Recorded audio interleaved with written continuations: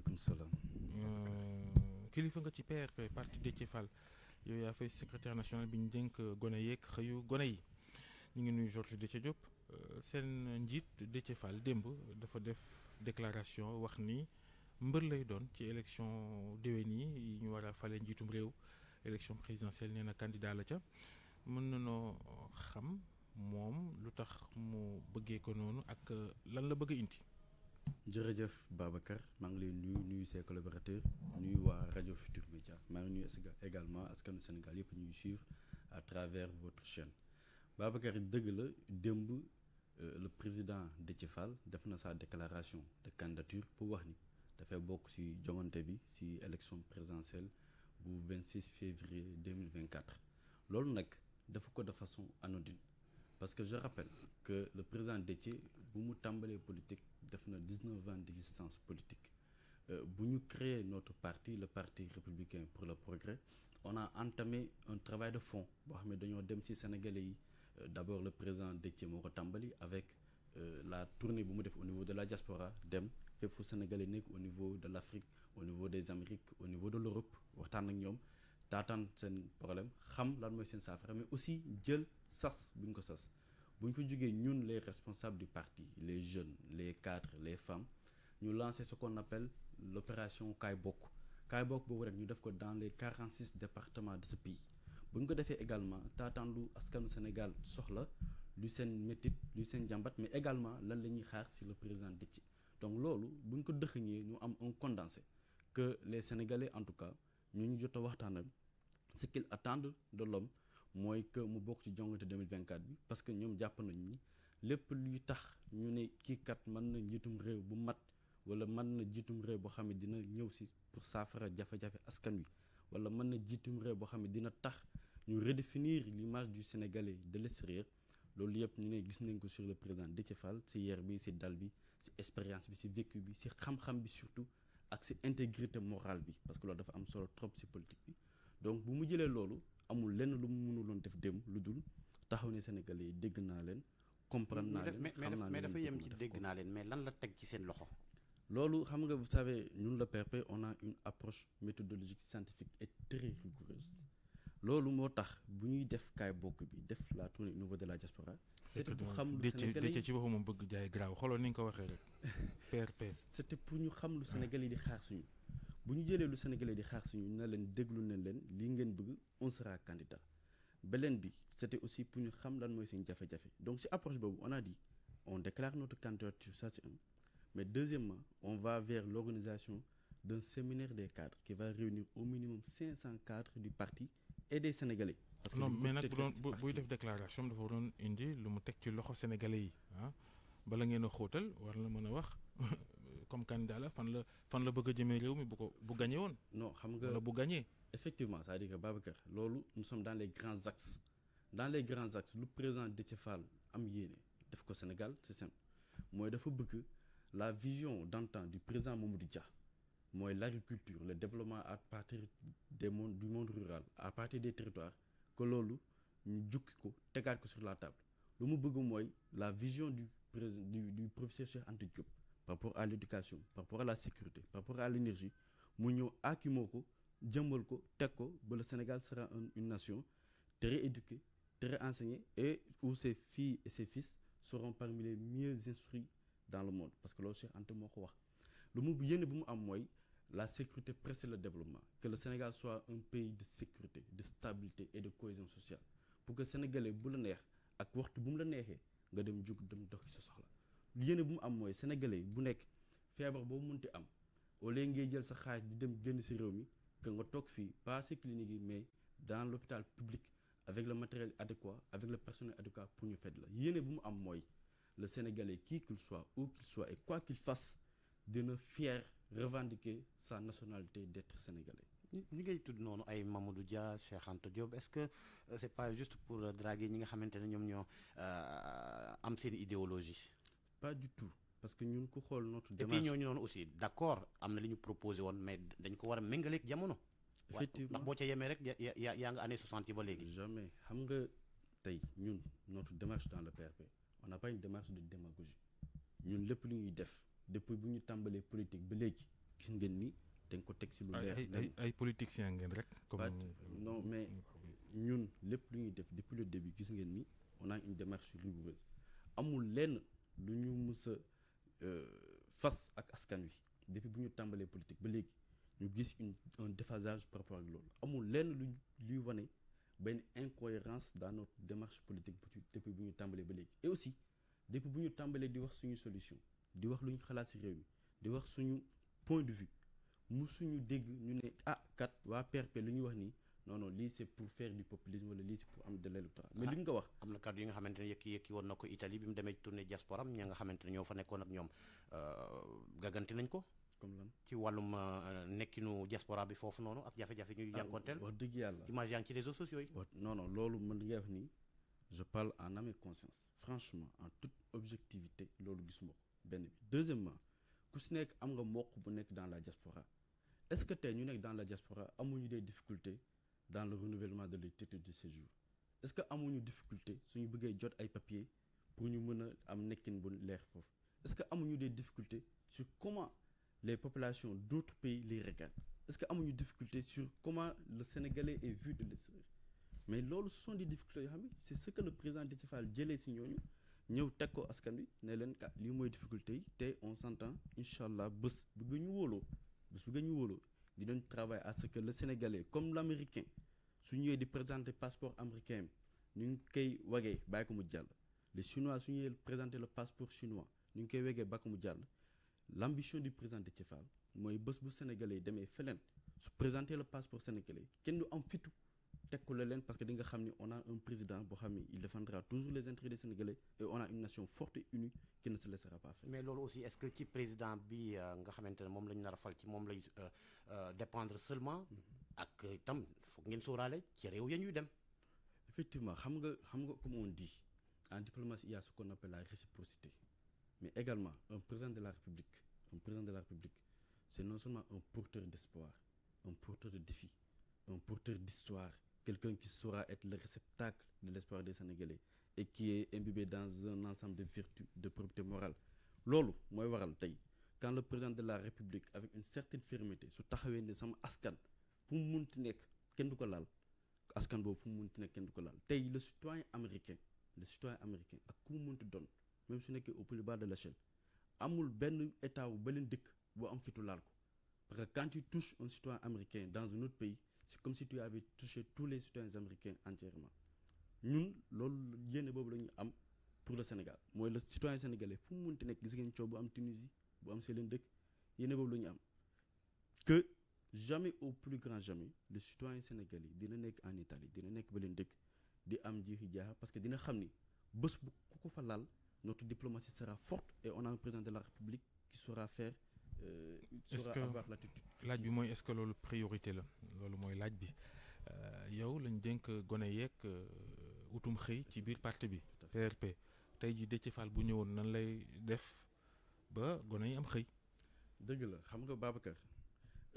priorité yëpp bëri na c'est vrai xëyum ndaw ñi la finalité de tout programme économique ou de tout projet politique c'est de réduire le chômage parce que soo ko réduire rek lépp jëm kanam mais am na loo xam ne comme je dis on a un séminaire du parti bu ñu war a organiser au mois de mai incha allah séminaire boobu ce sera ouvert non seulement aux militants du parti aux responsables mais à tous les Sénégalais pour que ku si nekk parce que le président Déthié il a participé à 3 élections présidentielles donc mënoon na toog këram bind le programme. mais bàyyi leen séminaire yi te wax ñu seen xalaat yow lan mooy seen xalaat ci utal gone yi xëy. xam wax la Babacar. préciser participer pas en tant que candidat. waaw c'est-à-dire que à 3 reprises participer na ko ça veut dire que à 3 reprises participer na pour xam le diagnostic de fond des Sénégalais à 3 reprises participer na dans le processus pour apporter des solutions donc kooku mënoon na toog benn programme mais ñun dans notre approche de la politique moderne on dit que weesu nañu foo xamee c'est seulement un candidat qui vient qui déroule son programme dem. waaw mais bu ngeen sancee parti bi ba léegi. est-ce que xam au moins war ngeen mën a wax nit ñi nii lii lañ bëgg a def ngir ndaw ñi am xëy. mais parce que boo leen di xaar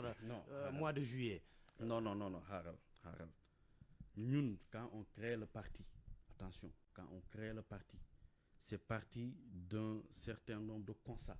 dañoo gis ni agriculture bi doxul ñu day ñëw créer parti gis ni élevage bi doxul xaaral ma ñëw wax la. gone ñi amuñ xëy. xaaral ma wax la. ci constat bi la bokk. xaaral ma wax la ñu ne dañuy créer parti gis ni industrie bi doxul ñu ne dañuy créer parti ñu ne loolu yëpp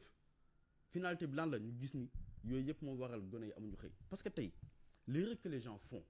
mooy quand tu analyses le chômage des jeunes doo ko analyser sur l'aspect stricto sensu du chômage des jeunes parce que on a une nouvelle vision une nouvelle perception des politiques publiques qu'on appelle l'effet boule de billard moo da ngay sànni benn mu laalaloo plusieurs domaines moo tax chômage des jeunes bi tey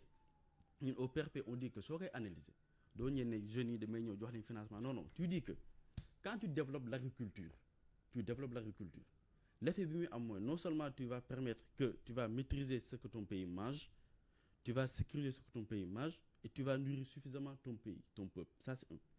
Deuxièmement, quand tu développes l'agriculture tu vas freiner l'exode rural. Quand tu développes l'agriculture tu vas permettre le développement